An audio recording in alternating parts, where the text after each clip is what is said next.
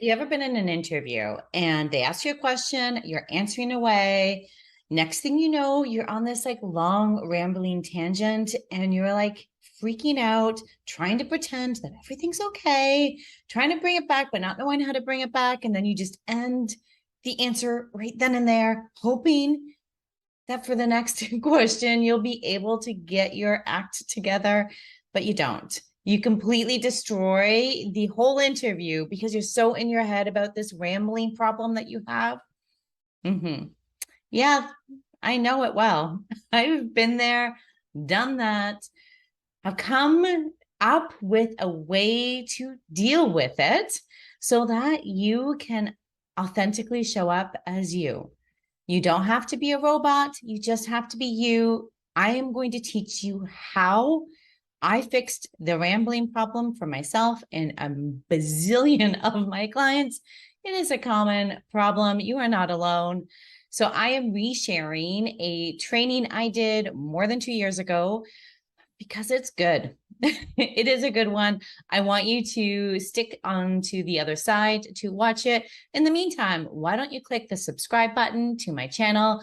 Because every week I share ways to make your job search easier, to make your career a more meaningful, balanced, and money-making career for you. So hit that subscribe button and the notifications if you want to get notified when I drop these videos. So stay tuned to figure out how to handle interview rambling. And I'll see you next week with another training.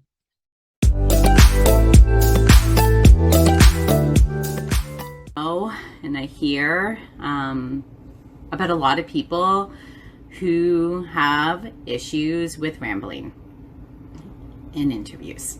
And it makes them really nervous because they're overwhelmed with the fact that they're going to enter into this interview and they're going to ramble on and makes it terrifying and feels almost unbearable. And then it becomes this like massive big thing. So I'm excited to talk you through what I did to help me and what I have used to help countless clients, so many clients, deal with the rambling problem. And that's why I know we're sort of in unprecedented times these days. And if you are working, I don't want to use this as a time, I don't want you to use this time as an excuse to stay stuck in a career you hate. And if you aren't working, I don't want this to get in the way of you getting that offer where then you have a really long job search, which is so challenging. So if you're here live or in the replay, hit like, let me know. If you have any questions or any scenarios or anything you want to discuss, drop that in the comments. And let me tell you about how I was a rambler. And if you don't know, I am a rambler. Like, that's the thing. Being a rambler is just a part of who some people are. Yes, it becomes worse when you're nervous, but you probably don't just ramble in interviews. Probably ramble in other parts of your life as well.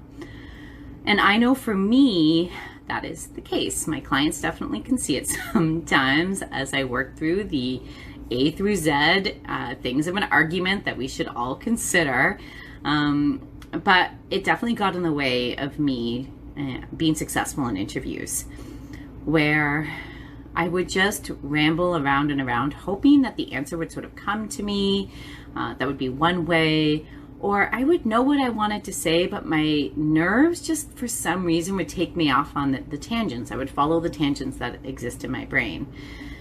And I knew that it was a problem. And knowing it was a problem insight doesn't just help. Sometimes insight can make things worse because it just made me a lot more nervous approaching interviews. And I needed to get this under control. These interviews are facts. To find your right career, to be in a job you love, interviews are just going to happen. We can't eliminate them. You can eliminate job postings, you can eliminate job boards, but you cannot eliminate interviews as part of the hiring process, which means we can't let our fear of them, or we can't let something like rambling stop us from getting into that right career. And as an interviewer, so I spent 15 years interviewing candidates, probably when I estimated upwards of around 10,000 people over phone and hiring manager, all the different levels of interviews. So we've interviewed a lot of people. And it was heartbreaking to see a candidate come in and you could see them realizing they've been rambling, and then you could see the shutdown. You could see them bomb the rest of the interview because in their head, they've already thought, shit, I just destroyed this. Well, there's no point. They're definitely not going to go for me. So I don't want that to be the case. That I always try to sort of work with them to bring them back around. Sometimes, not always, but for ones you could tell that they had a lot of potential. But what it also showed to me as a recruiter, as a hiring manager, is that inability to pivot, the inability to handle tough things or to make a mistake and rise above it. And so we have an opportunity during interviews to showcase those things if we do ramble, and we can recover from it. And definitely hired ramblers before. That's the thing. There are some ramblers where they may ramble, but they recover and they get the job. So you don't have to feel like it's this big obstacle and it's going to be this thing that destroys your career chances. So we need to have a plan to overcome it. And so the first thing I want you to realize, the number one step, it's kind of a two-part step. 1A is you're a rambler, deal with it. That's just going to be who you are. You're not going to all of a sudden overnight change the fact that you're a rambler. That just doesn't happen. But part B of one is we can become more mindful of us rambling. So I really encourage individuals to start being more present in their conversations when they're having it, and not just interview conversations, any normal conversation, and be more present so that you can pinpoint when you start rambling. And the reason why I want you to do this is for the future, okay, for those important conversations. So step one is recognize that you're a rambler and just being more mindful of when you ramble. That leads us to step two. You're a rambler. We're not fixing this overnight. Chances are you'll ramble again in an interview. So instead of pretending that you're going to eliminate it and you're just going right in there, that's not going to happen. And I remember in my own sort of journey on dealing with this is I thought that if I prepared 100-word perfect answers, that I wouldn't ramble. But the problem was, I was perfectly able to state that answer, but I sounded very robotic, not authentic, and like I was reading off a piece of paper, because I was reading off the piece of paper in my head. Didn't get me jobs. Or the other thing that would happen is I couldn't remember because I was super anxious and stressed, which means our memory and our recall is not at its best. And then I would freak out even more and ramble more than I would even normally, because I would ramble my way as a way to try and remember what it is I wrote, thinking a word will jog my memory and then I could jump right into it. Didn't work. Didn't get jobs. So that led me to realizing that I needed to come up with a plan for when I rambled in interviews. Number one, what it did is it took a lot of pressure off my back. This isn't this massive problem I have to fix. It's just a problem that I need to figure out how to handle on the fly. So there's multiple ways that you can do this. So that practice of being more mindful of when you're rambling allows you in an interview to stop yourself sooner than normal. And maybe you stop yourself before you get down too far of a path. Maybe you don't. And if at that point, if you're too far down the path of the ramble, then you address the elephant in the room. Whenever there's an elephant, you address it. make it go away. Don't let it get bigger. So you can do that by either cracking a joke about being, about rambling. You can do it about sort of like a witty of, as you can tell, I'm very passionate about this topic. Let me bring it back. Or you can do something like, I feel like I've maybe gone off track a little bit. Is there, am I answering the question in the way you want me to answer the question? So you can do that. No matter which way you choose, finish the story. What I saw a lot is ramblers who would catch themselves rambling and then they'd peter off. Like literally it was almost like a sentence that never completed. And then a long pause where it's an awkward pause because they're like, okay, are you done? Are you not done? Okay, maybe let me ask the next question. And then it's an unanswered question. So you really want to make sure that you're fully telling your whole story.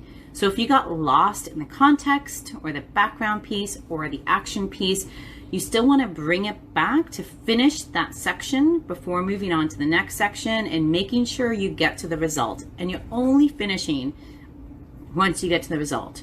Who cares if it ends up being like 3 minutes long because you rambled for a minute and a half?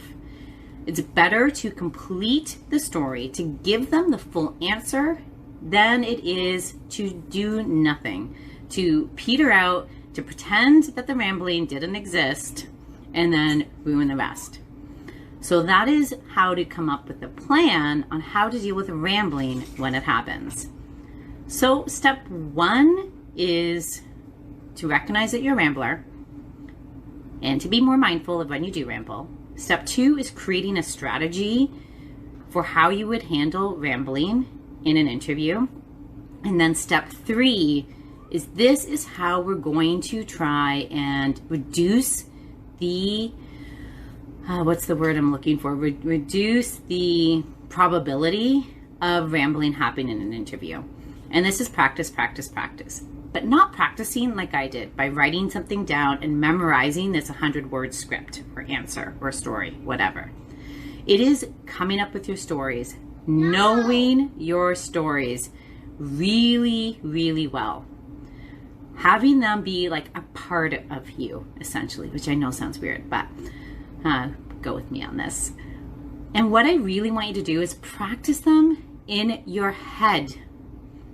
So when you're walking or cooking or driving, taking a shower, something where your brain is somewhat occupied with a mundane task, I ask a lot of my clients to do things when they're in this state. It is the best state for our brains to be doing something, including practicing your stories.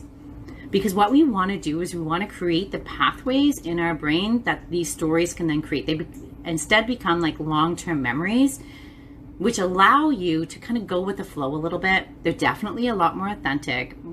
I think once you have them down a little bit is practicing different iterations, again, in your head, kind of like you're telling it in an interview. And you do this all the time. We don't do this like the night before an interview. This is something you start now. Even if you're not a rambler, something you should do. Allows you to really know your stories and sell yourself in a very authentic way. It allows you to say things on the fly because you know your stories inside and out, and then you can easily pivot and make adjustments as necessary depending on the interview. Thank you. So practice, practice, practice. Knowing them, feeling them, like it's just like, becomes almost like a true memory.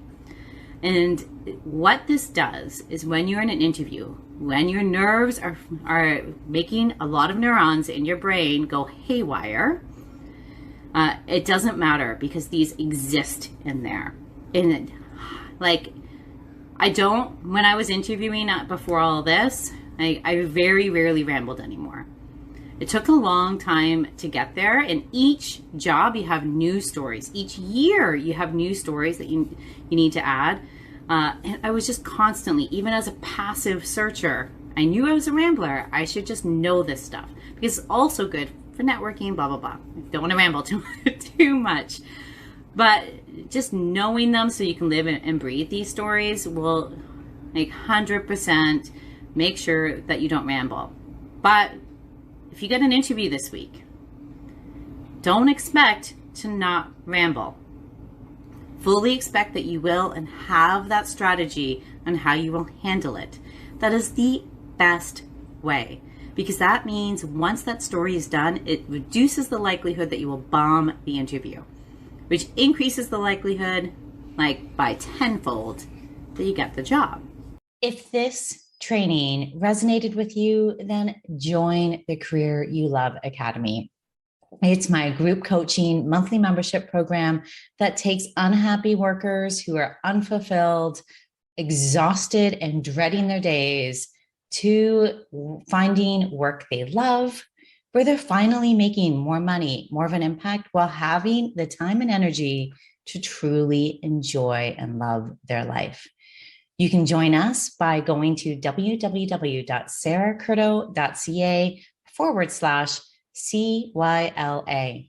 Now that's a Sarah without an H. So it's www.saracurto.ca/CYLA. See you in there.